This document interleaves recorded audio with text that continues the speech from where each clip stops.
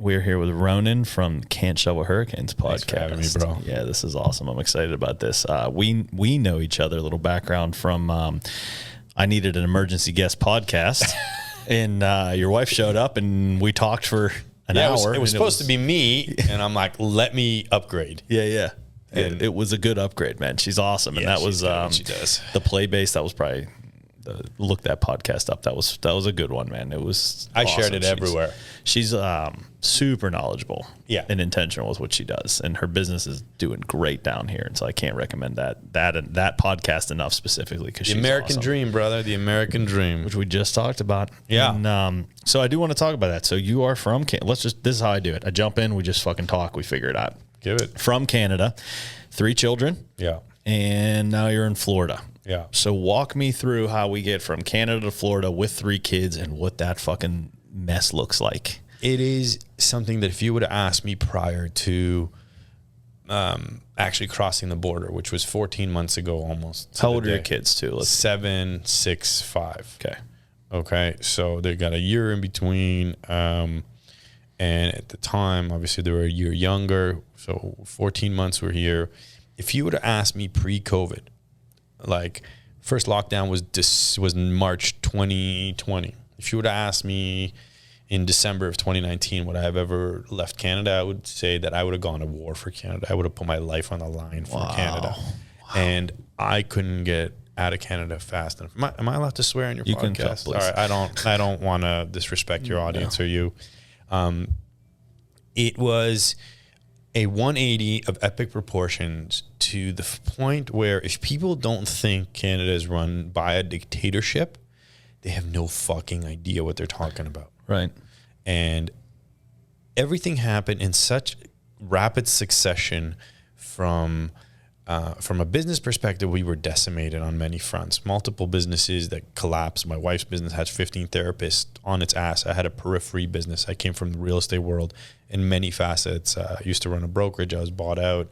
I backed into some general partnerships on the development side from the financing aspect. I have a real estate team. I'm an investor. Literally, we had one night where everything went boom, collapsed. And it was because the government decided, and I'm going to condense this story to who gets to live and who gets to die from a financial perspective. Jesus. And that wasn't what pushed us over the edge. I, at that time, when this all went down, said to Francis, I'm like, we need to get the hell out of here. The day after our first lockdown, we spoke to an immigration lawyer online. After that 1 hour consult, that was like $300. She's like, no, we're not doing it. I can't leave my family. I can't do anything. I had just lost my dad to cancer in December of 2019. So he checked out right before lockdowns. Smart man. Yeah, he knew what he was doing. I'm not joking with you. If I would have had to make a decision, I was primary to his care, whether I was going to see my kids or I was going to see my dad. Like, it's between a rock and a hard place. Yeah. I would have had to take in my dad's side because he needed me the most at that time. But if he would have stuck around during this shit show that in the beginning we didn't know anything. So, of course. Hindsight's obviously 2020. Yes, but, of course. If he would have stuck around, just the fear alone would have killed him. And he would have seen this devastation and decimation that was happening around him while we're all trying to support him.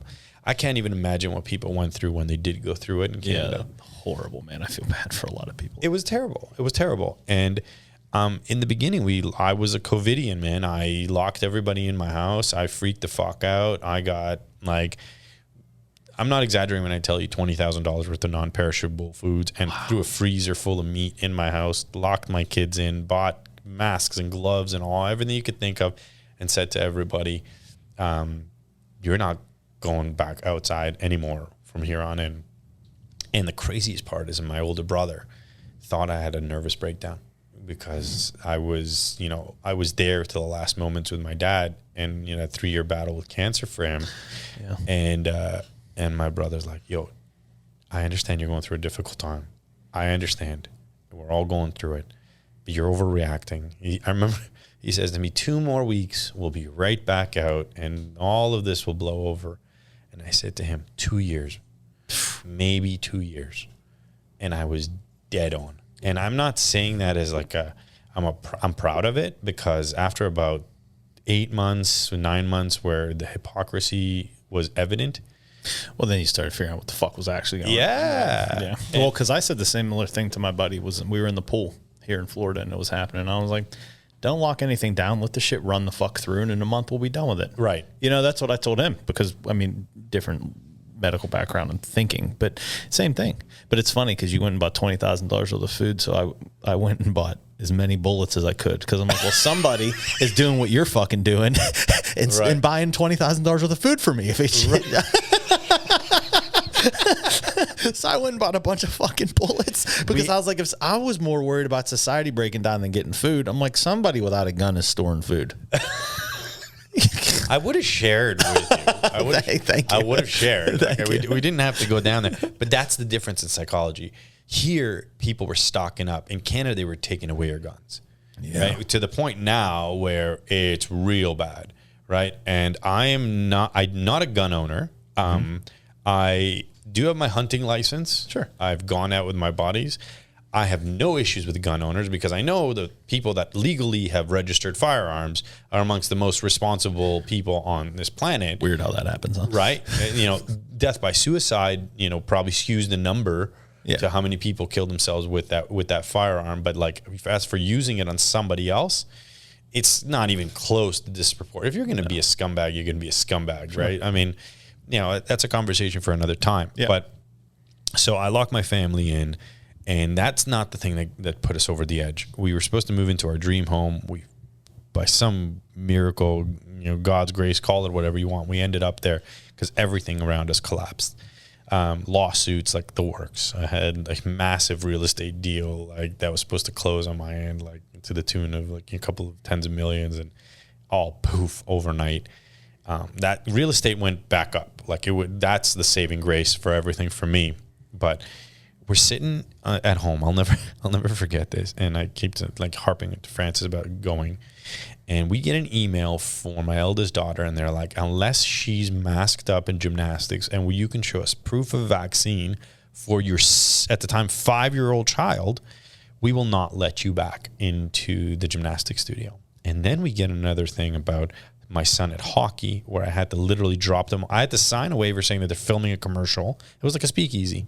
Drop them off at hockey, skates, bucket, like full 3-year-old kid into hockey. I had a 1-minute drop-off window. I had to bring him back and come back within 2 hours. I had a 1-minute pickup window. Kid peed in himself. His dad wasn't there to take him to pee. I brought him home, and that stuff started going, and then boom. Media changed from like all the adults have to get vaccinated and adults dying to kids are now dying on an epic scale. Like, it was so evident and blatant. That's when Francis is like, all right, let's go check out Florida. So where did you go from, I'm locked you in and we're not going to leave? So that was the 9-month mark where you're like, we're locked in, we're not leaving till, well, hold on, I'm not sure that there's any science behind the masks. I'm not sure that there's any science behind this. And now maybe because $20,000 worth of food locked in your house and then moving to the free state of Florida. Right. Are like total opposite ends of the spectrum. Yeah, I can tell you that. They were pushing on kids' vaccines. By that time, my kids have had COVID at least 3 times that we know of, that we tested, and they tested positive for it. I came from a generation that if somebody had chicken pox, my parents made me stand next to that kid. Go get chicken pox. There's the world's real That's why I said don't close down. Right. 30 days, we'll be fucking done with it in the whole world. It's rational. Burn through. Yep. Look, COVID was weaponized. Let's not, like, now we know how we can create mass hysteria across the world and what dictatorships will do. I also think it's important that we acknowledge, because before everybody loses their fucking minds, we're not saying COVID's not real. No, of course it's not real. We're saying that they just used the fuck out of it. The difference was choice. Yeah. The difference is when you had a government, like my parents are from the former Soviet Union. And my mom had the best saying about this, and I'll say it in her accent. She said, well, it's not exactly communism, but you can smell it from here. Which is how she described Canada. Okay. Right? Yeah. So she's like, you could, because it never happens in one enveloping, like, just overreach. It's a ton of little baby steps. to the point where like I need a vaccine passport to go into a gym. I need a vaccine passport to buy groceries. I need to go to school. My kids are masked in school. I can't go here. I can't go there. But you asked me where that inflection point was. There were a number of situations where politicians were out in other places, unmasked, got caught, don't give a shit. And then I could have gone to Costco and there was 1,000 people shoulder to shoulder, or a Leaf game or a Raptor game. That was okay, as long as you're wearing a mask. But I couldn't open up my gym with 10 people in it. Right. Socially distanced, where you can eat off the floors because we're sanitizing in between and you don't share any equipment. That's okay. This is not okay. Whoa. Hold up here. Mm-hmm. As long as it fit the need. Totally. Yeah. And then it just stopped making sense. But the real line in the sand was when we had just come back from a 2-week vacation in Dominican. Nobody's masked. We're all, and here's what happened. We had to get a COVID test done 2 minutes prior, 24 hours prior to landing back in Canada. So we got a COVID test in the Dominican so we can board a plane and come back home to quarantine for 2 weeks. When you exited that plane, they were sticking those things in your nostrils at the airport. And when I flew off, I'm like, I have a test 24 hours prior. My kids and I are fine. Do it to me. Don't touch my kids. Mm-hmm. And they're like, no. And my kids were terrified because they didn't like that swab in their nose. And my daughter started crying. I'm like, if you fucking touch her, we're going to have a problem here. Security came by and he said, look, you can go home and we'll let you go home, but we're going to fine you 2 tickets per kid, per child, per adult of $16,000. Basically, they were going to give you 2 tickets of $16,000. So now you're doing the math, right? I'm going to get charged $100,000 in tickets and fines for not doing a COVID test, still needing a quarantine. So we had to do it on the spot. Then we got home and my kid's school, private school, says, we're going to hold a vaccine clinic in the school this and this day. I'm like, fuck no. Pull the kids from school. That was it. Good for you. There is a small army of us. Good for you. Of Canadians down here. I'm on a WhatsApp group with called the Renegades. I love it. They're all professionals. They all have young kids. I love it. And have all gotten sick and tired of this shit and just said, we're done with it. We're down here. I think it's important for relevance too of what we're talking about here. It was a lot of it, from what I'm hearing, is to protect your fucking children. Totally. Right. That was the thing that pushed. My wife left her family. I did as well. I'm super tight with them, but I mean, it was different for her. And I think it's different for a man in general. Yeah. Your dad's like, go be a fucking man. Your mom's like, oh, yeah. It's just different. Yeah. It's exactly like my that. sister and my dad. When Sloan went, it's different. Yeah. So we come down here, and it was to protect our kids. Yep. And they're having a hard time. My eldest daughter's still having a hard time with the transition. The other day, my in-laws flew back yesterday. They were here for the weekend, and she was crying the entire day. I want to go back to Toronto. I miss my family. I miss my friends. I knew everybody here. It's too hot here. Yada yada. Definitely, she got all that right. Yeah, but she's emotionally aware, and me as a dad is like, a part of me is like, we're trying to do our best here to just survive and thrive and rebuild. And you're ungrateful. Now, I know she's not ungrateful. She doesn't understand. But it's hard. It's hard to hear that. It is. And if I may give you any advice with that. Absolutely. Give me all the advice. It's because, again, going through those things with Sloan, and I wanted Sloan, when I was going through the divorce, to have a logical thinking brain and understand. What does that mean to you? So logic, like thinking logically about things. Okay. We left Canada because of tyranny, and we moved to Florida where it's free. That's a logical thing, right? You see what I'm saying? So be grateful for being down here. Right. She's only 7. Yeah. Her logical brain is just, that part of her brain isn't even formed. It's just starting to flicker online. So everything to her is emotion. So when my daughter and when my ex left and all of the stuff at nighttime, I didn't realize that I was trying to raise a 3.5-year-old with a logical thinking brain. This is why we don't tear the book up. All she was trying to do was express her emotion, because that's all she has is an emotional brain.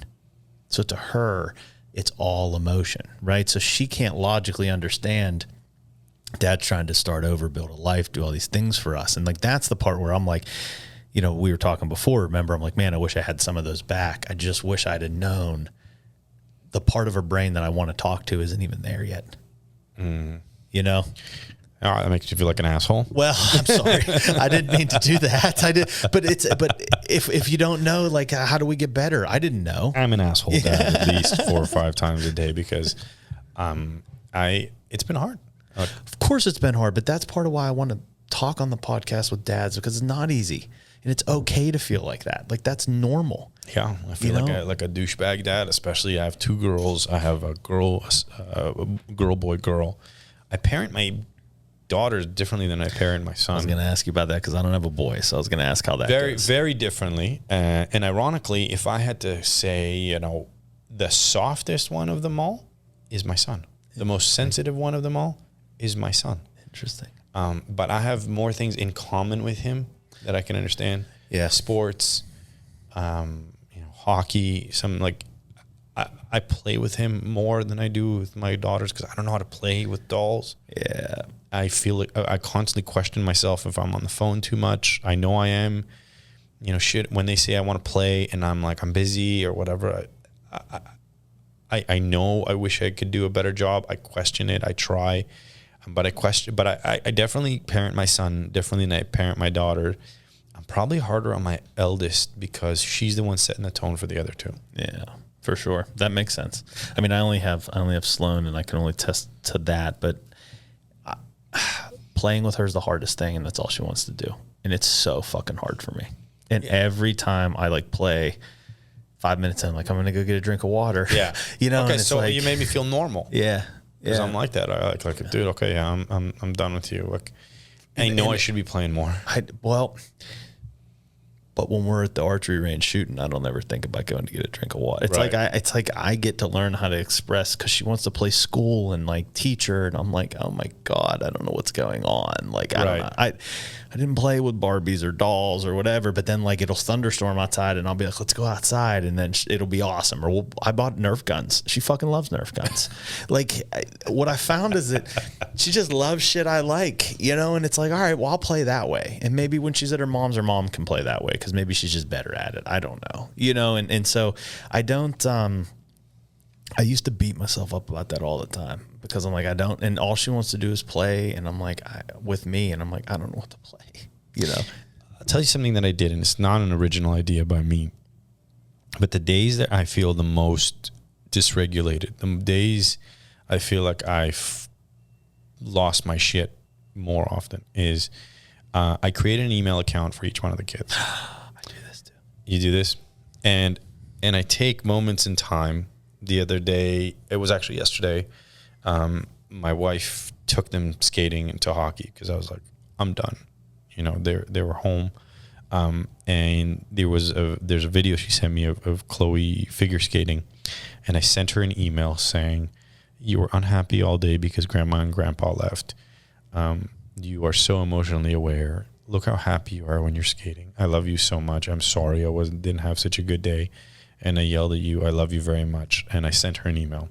And I do that to my kids intermittently. I take a picture, first day of school, whatever in that moment. I don't overthink it. I just write it. And then I think, you know, when am I going to give this to them? But I probably want to give it to them when their emotional, when their logical brain kicks in. And I don't know when that happens, but I want them to know that. Hers is starting at 7. It's starting to kick online. It's starting to kick online. Well, I don't want her anywhere near email or no. My plan is to give. I do the same thing for Sloan. So it's so fucking cool that you say that because I don't think I've ever talked about that on here. I do the same thing for Sloan. Sweet. And yeah, but I think I'm gonna give it to her for her 18th birthday. I don't know if I can hold out that long. Yeah, you don't think? No, I also have this weird thing where I constantly think I'm gonna die. So it's just me. And I've been told that that's normal. So I'm going to see if I can adjust that out of you when you come to the office. We'll see how normal it is. I'm going to forever work on myself because without that, I'm useless to everybody that really needs from me. Yeah. My parents came from a generation where they gave more than they had and you can't pour out of an empty cup. Yep. And eventually that comes back full circle. Mm-hmm. Right. But that's the way they did things. Yeah. Right. I And hope how I'm doing awesome to have parents that set you up for at least a base of something like that. You know, like everything I have, all the opportunities I have were on the backs of our family. yeah.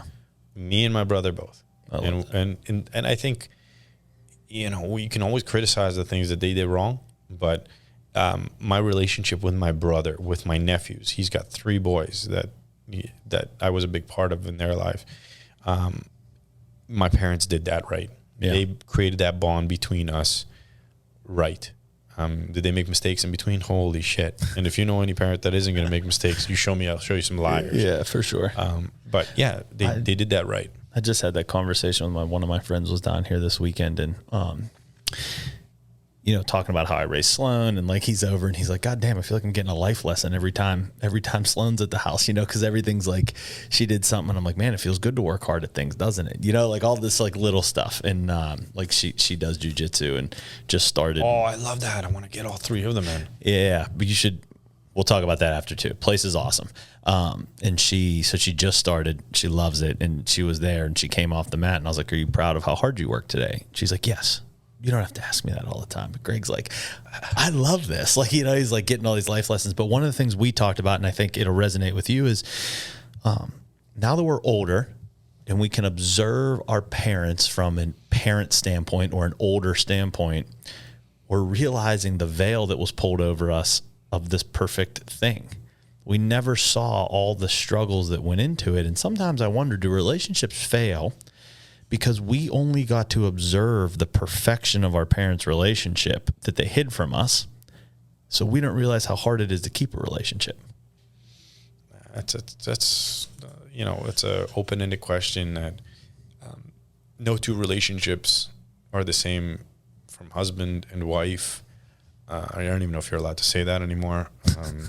You know, but to me, it's husband and wife. Yeah. And it will be. Yeah. And that's what I will teach my kids, not because I hate on anyone else, because that's my moral compass and my value. It's not a negotiable item for me. Yeah. My parents had a strained relationship, but I don't think it was any more strained than anyone else's relationship. Right.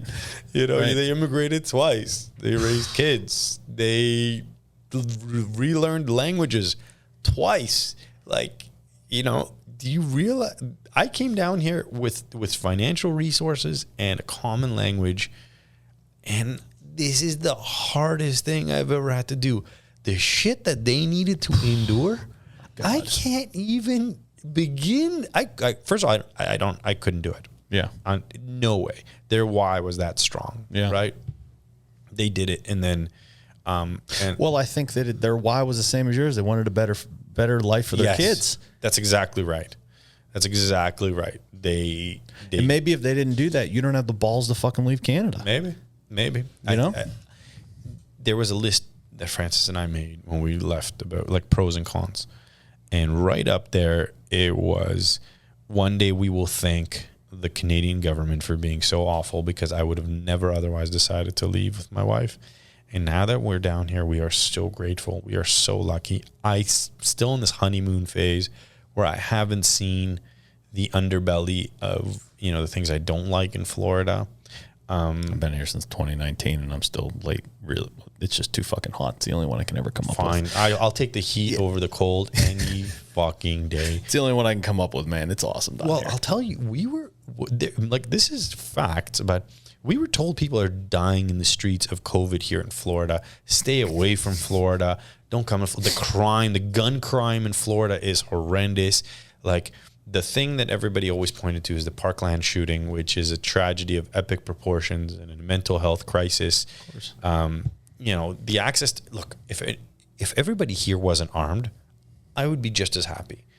But everybody here is armed. Mm-hmm. And you notice that when you're driving, and road rage is a lot more prevalent in Toronto. Like, people are quicker to flip the bird, roll down their window, tell her what they think of you, and honk the horn really, really obnoxiously. Here, if you're kind of caught at that red light or whatever, wait another 1, 2, 3 before you decide to very gently hit the horn. Yep. Because you don't know who's packing. it's part of what I love about down here. Yeah, it's kind of cool, but It's like a checks and balance system. yeah, And look, Florida's also the wild, wild west. And I love that about it. And it's almost like they kind of protect their own. And once you move down here, you kind of get to become part of their own. I'm in your land, so I get to choose whether I like it or not. I came down here, so I'm the one who needs to conform, not the other way around. I love that. The people that are shooting their mouth about everything that's wrong with the United States and all that stuff, I can shoot my mouth about Canada, and I know what I love about it, what I hate, because I got up and left. And now I'm in the United States, and I haven't had enough to say things I don't like here, but I'm in your land. I get to conform to your fucking rules. And if I don't like it, I can go back to where I came from. Right. And that's a choice that I made with my wife. So to sit on here and shit on Florida and the United States, and I have conversations with people in Canada about, well, aren't you worried about this and the guns and now you got to pay for healthcare and all this shit? I'm like, I paid for healthcare in Canada. I just paid a lot more in taxes. Yeah. Fuck you. Yeah. It wasn't free. Yeah. Right. Well, that's what people don't understand. They don't money's got understand. to come from somewhere. Yes, of course. It's never free. And I'll tell you and something more interesting is my wife being in the autism space. Yeah. It was not covered under our universal healthcare, whatever people think Canadian free healthcare system was. It was something that if you could not privately pay for it, you got no resources. It's totally the opposite here. If you've got health insurance here, you get support. Yeah. Canadians didn't even have that option. So a lot of people swept it under the rug, assuming it's not an issue, and it's bullshit. Yeah. Right? So I can tell you just from that perspective, it's an upgrade in every level. Right?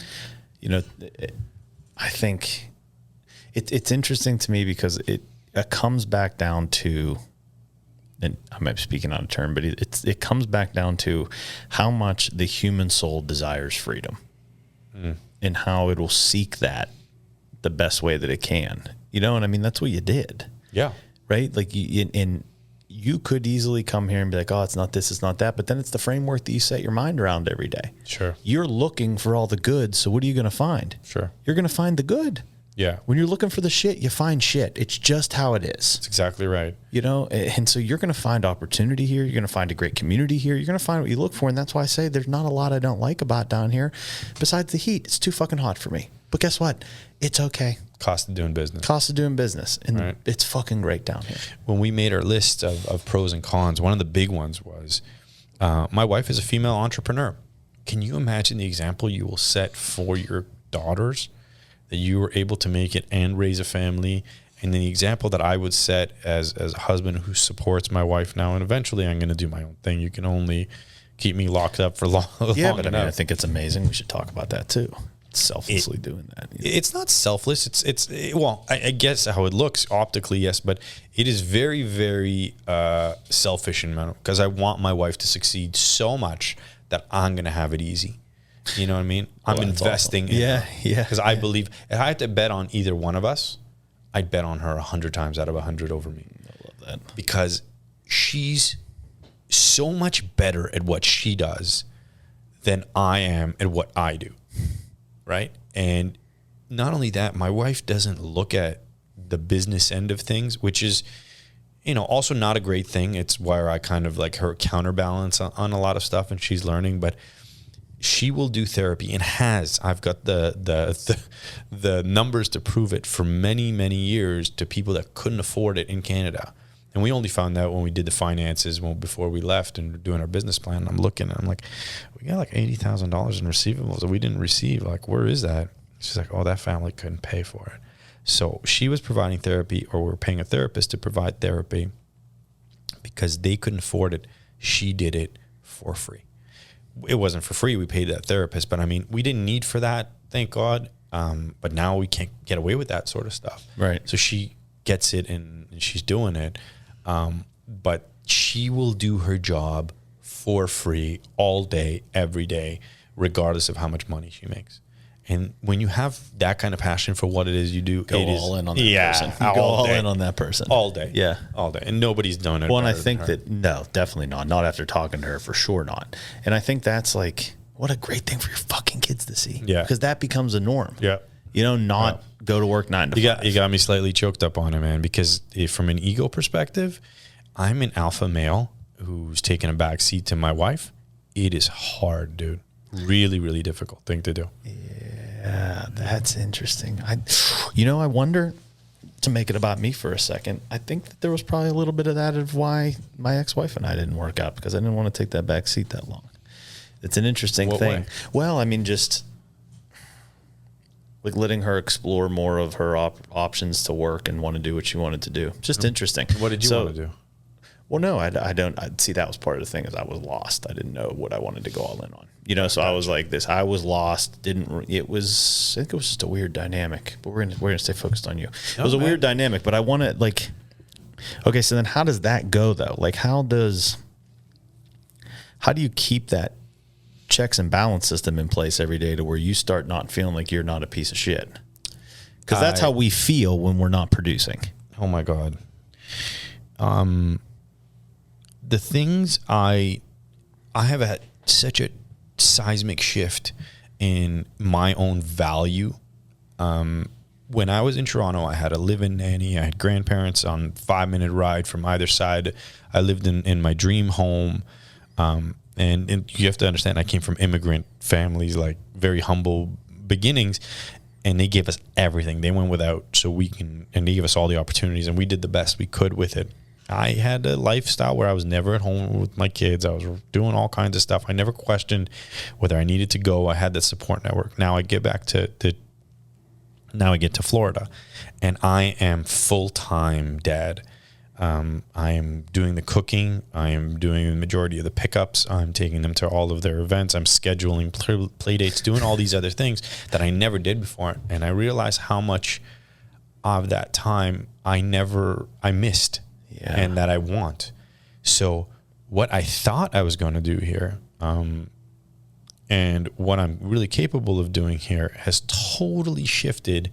My entire premise of how I'm going to run my business will work around that being primary and business being secondary.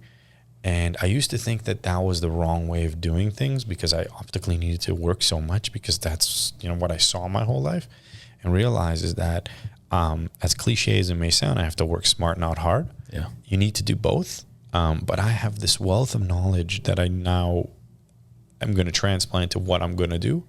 And that keeps me from losing my mind. From a financial perspective, beautiful. Watching my wife's company grow has been the reason why I don't drown my sorrows in a bottle every single day, because I know that she's going to do it. Yeah. So I'm just buying time until I do me. Yeah. Well, I think there's a great interplay there, and I think it's why then the relationship works, because you guys can have that back and forth. And we had talked before about relationships. There's always strain in relationships, right? Everything's not perfect. And so how do you guys communicate and navigate through those hard times? We try to check in even for 5 minutes before we go to bed every night. We go out of our way to go out with other adults or ourselves at least once or twice a week, even though finding a sitter is hard. The kids have been giving us a hard time. They call us. Like, we make sure to spend time with one another. Private time, intimacy are just as critical as food, especially to a man. Mm-hmm. So you got to have that. If you don't have that, you're in trouble. Yep. You got to fight for it with your spouse, because women are programmed differently, dude. I'm not saying all of them, but she doesn't think about it as much as I do, of course. Right? But I could tell you what I did, because I love my wife. I love my life. I want to stay married. I want to have, I had to learn how to argue. I had to learn how to fight. I didn't fight fair. I was dominant. I was an asshole. I was assertive to the point where it was my way or no other way, and you will submit to my way. That wasn't getting me anywhere, because eventually she would. But we didn't solve the problem. Yeah. I had to learn how to fight and swallow my pride and communicate in a way that she can be receptive. And I found that when I did that, when she was in the wrong, she was like, okay, you're right. I'm sorry. I got it. I fucked up. That's one thing I did better than my wife from the beginning is I knew when I was wrong. I apologized. My wife never apologized. Yeah. Never. She now, if she's wrong, she'll apologize because I communicated it to her in a way that was... It's that communication. Yeah. I learned how to fight. Yeah. I can now argue in a way that is not loud, abrasive, although I'm pissed and my message will come across. It just doesn't come across in the same way, which before was lost before I even started. Right. Well, and then nobody really wins. Everybody just gets hurt. Yeah. I was just a giant asshole. Which is not what we want. But again, this goes back to everything we talk about. You were willing to change. You were willing to grow. You're willing to get better, which makes you a good father, which makes you a good businessman, which makes you good at a relationship. I'll tell you the irony is that I don't know if I would have done all those things if I was still living in Canada, where I was the primary income earner when I had all of this support. And if I were to get divorced, I'm like, all right, well, whatever. I'd jump back on that horse and I'll be all right again. Now it's just us. So you have to make things work. Yeah. Well, see, and I love that. I mean, I think that that's a principle that, for better or worse, that's the whole point of like the vows, and I think there was a guy I listened to, I'm going to butcher this, but bear with me on this. And I thought it was a great idea. And again, just an idea, something I thought was like a good thought experiment is him and his wife did something where they signed a prenup. And in that, it was something like whoever brought forth the divorce got nothing. Oh my God, that's genius. So they had to work. They didn't have to. Yeah. But there was an incentive. There was an incentive to just dip out. Yeah. The incentive was let's fucking figure this shit out together. Mutually assured destruction. Yeah, and let's have a good conversation. And I was like, wow, I don't know if it's the right way to do it. I don't know any of those things, but I'm like, it works for them. It works for them. Of course, if it works for them, it's right. And I'm like, but what if that were the case? I wonder how many more relationships would have the hard conversations. I know so many people that have done phenomenally well, like incredibly well, that they don't get divorced because how much money it'll actually cost them to leave the divorce. Wow. Like, and then, and the other side, like the ones that aren't earning, they're afraid of what that will be because they have this, and they live as roommates. It's like they live under the same roof, married, but they're not fucking married. Right. Right. Money will fuck with you. It's interesting. It'll do all sorts of things. Yeah. Which again comes back down to communication and values. There's so many things that are cliche: communication, time, all this stuff. But the person in life you have to feed the most is someone who's got nothing to lose. So if you are in a relationship where you must make it together, like you don't have a bloody choice, you have to raise these kids, you have to give them the best opportunities. They didn't choose to be a part of your family. Right. You brought them into this world. Right. If you look at it as like, without one another, can we be successful? Absolutely. But together we can be unstoppable. Mm-hmm. And if you look at it from that perspective and willing to go through all the nasty times, which are many and plentiful and awful, it's like going to the gym. It's like going to therapy. Yeah. Unless you're struggling, you're not growing. You're not. Right. And being married is a very unnatural contract between two people. No, it's true. I mean, people don't want to hear that. Biologically, it is not. No. It's not nature. What man wants to be right with like, we're programmed to genetically, spread 100%. our genetics throughout 100%. All right. And women are nurturers and we're not the same animal. No. At all. No. And there's nothing wrong with it. It's a idea that you choose to have. But it literally goes against nature. Absolutely. And so if you are going to choose it, that's awesome. But then you need to go that if you're going to go against nature, it's going to take hard work. Sure.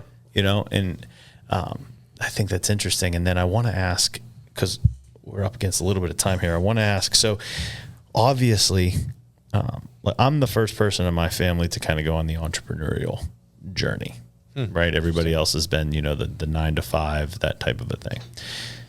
You guys seem to, I'm guessing that your parents did whatever they had to do to make ends meet any way possible. And they did. I don't know what your brother does, but you're obviously an entrepreneur. Your wife's obviously an entrepreneur. when and how do you plan to convey this, or are you now, to the children? Like, already conveying. We're not in a 9-to-5 life. That's not us. We're already conveying. Okay. We convey it almost on a daily basis in one way, shape, or form. We were going to do a lemonade stand. I've broken down the expenses, and the one thing where people make mistakes a lot of when they're taught business is they don't learn to value their time. So, I sell a lemonade for $1. It costs me $4. It would cost me 40 cents for the lemon, 10 cents for the sugar, and that's my expense. And I'm like, no. You got a 50-cent profit there. Your time is more expensive than all these. What are you valuing your time at? Right? That we teach the kids all the time. What are you wasting your time at from a business perspective? I'll tell you something that my wife and I are going to implement as going to be a must is like reading, or I don't care how you do it, being resourceful, Audible, whatever, find Blinkist, whatever. Like when my daughter will eventually ask for a phone or an iPad, which we are fighting technology, like Same. It will be at a cost. Same. You will read these books before I give you a phone. Yep. And I can give you the list of the books that I want them to read, even though they may not be able to understand it at that time. The thing that in school is not taught and must be taught is money. Mm-hmm. It is such a huge factor in our lives, and yet it's not even taught. Like, history and geography and calculus and English, all those things are important. But how do you not teach people about what the value of money is, what investing is, what... I'm trying to figure that all out now. We're all trying to figure it out, and people are trying to make it overcomplicated. Yeah. Like there's books out there that you can read. People, like if you read Tony Robbins' book, Money Master the Game, Rich Dad, Poor Dad by Kiyosaki. There's so many books out there that just teach you the basics, and that'll take you 90% of the way there. Right. The ones that are trading derivatives and doing all this stuff, like the Ray Dalias of the world, you don't need that. Right. If you've got $100 to put away right now, you buy an ETF. You don't need a money manager. Yeah. Just stick it in every single month, set in, forget it. Call me 10 years from now. Tell me that your $100 every single month over 10 years, you put $1,200 times 10, that's $12,000. I'm willing to bet you that just basic math, you're probably going to end up with somewhere in the area of $350,000 to $400,000 without doing a fucking thing except buying an ETF. Wow. You don't need anything more than that. Right. That is what needs to be taught to our kids. Yes. Right? That is not taught to our kids. Why is it not taught to them? If they know the capital of Australia, it's not nearly as important as them understanding that there is taxes and there is all sorts of cool implications. There's life. I'm going to buy life insurance for my kids when they're young. Like a whole life policy. I know there's people that are opposed to all that stuff. I just started utilizing the becoming your own banker aspects. There's you're not going to get it perfect. Okay. Yeah. But if you try, you're already 90% of the way there. Not trying will kill more dreams than failure. Yeah. So that's the kind of shit that I'm not that wasn't taught to me. I came from blue collar people that did whatever they needed to do to get us out because they also weren't taught it.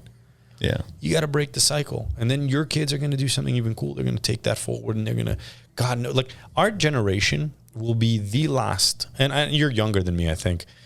You definitely look much younger than me. I'm 42. I'm turning 43 in a couple of days. 35. Okay. So yes, you're much younger. I'd put you in the same generation because your kids Sloan won't drive a car. We're going to be the last generation that voluntarily drives a car because it'll all be AI. All the AI will be the next renaissance of our price cutting. Because you will have so many economies of scale where things that you're paying so much for in service and labor that'll just boom right down because you don't have to pay that labor anymore. Mm-hmm. That will be the renaissance. We will become so dependent on AI. Our kids will find a way to monetize that shit. They're all going to be working from home. Yeah. No, you're not wrong. It's coming. It's here. Which now we're talking about that. That's hard for me as somebody who wishes he could throw the computer away and live on 100 acres somewhere. Yeah, there's something cool about that, though. Yeah, but pushing technology off as long as possible like you are, when technology is their future, it's like, fuck, am I doing the right thing? Sometimes I think about that. Okay. I don't know. I think we the goalposts or the benchmark needs to be set for what is good parenting. I know mine and may not apply to everybody else. I have to make sure that the day I die, my kids will know that I love them unconditionally. Mm-hmm. If there's any one metrics I want to be measured by, is that I want them to know that no matter what they did, pass or fail, good or bad, my day, bad day, good day, I don't give a shit about anything else. The only thing I really care about if I don't accomplish anything else as a parent is that my kids know that I love them no matter what. There is no strings attached to my love for them or anybody else. They don't have to do anything for anybody to love them. And if they do, that person is not for them. Yeah. Everything else, I don't give a shit. I'm probably going to fuck things up. I'll do my best. Such a good way to look at it. I can't measure it by anything else. Yeah. Money comes and goes. Health is wealth. But that's up to God too. Yeah. That's how fortunate we are. There's somebody always has it worse. Somebody always has it better. I don't fucking know. I didn't grow up with money. I didn't grow up with, but I also didn't lack for anything. Mm. And then eventually got more than my parents ever dreamt of ever having in their life. I want to give my kids more, right? Yeah. But if I equip them and I do my best and they know that I love them no matter what, I did good as a dad. Yeah. Right? Yeah. I'm not going to be a perfect dad. They'll probably sit somewhere in the therapist's office going, my dad was such a fucking asshole and he yelled at us and he didn't do this and he didn't do, I could have done that. One day we all get to a point where we realize that our parents did the best they could with what they knew at that time. 100%. And that's where I want to go. I want to go and give them the best I could with what I knew, with what I was capable of doing at that time. And if I fuck things up, I'm sorry. I love you guys. If you ever listen to this podcast way back into the future, just know me and your mom did the best we could with what we got. And I love you guys no matter what. Everything else I don't give a shit about. I love it. We're going to end it on that because that's fucking perfect. Thanks. Thank you so much. This was amazing. I went off. No, that was there was no more questions after that. I mean, that's the perfect way to end it because I feel the same way. Just as long as you know that I gave it everything I had every day for you. That's it. Yeah. There's nothing else to talk about, I think it's fucking beautiful. All right. This is great. Check out his wife at the Play Base. It's amazing. Thank you. And thank you so much for coming on. This was an honor. It was my pleasure. All right. Thank you.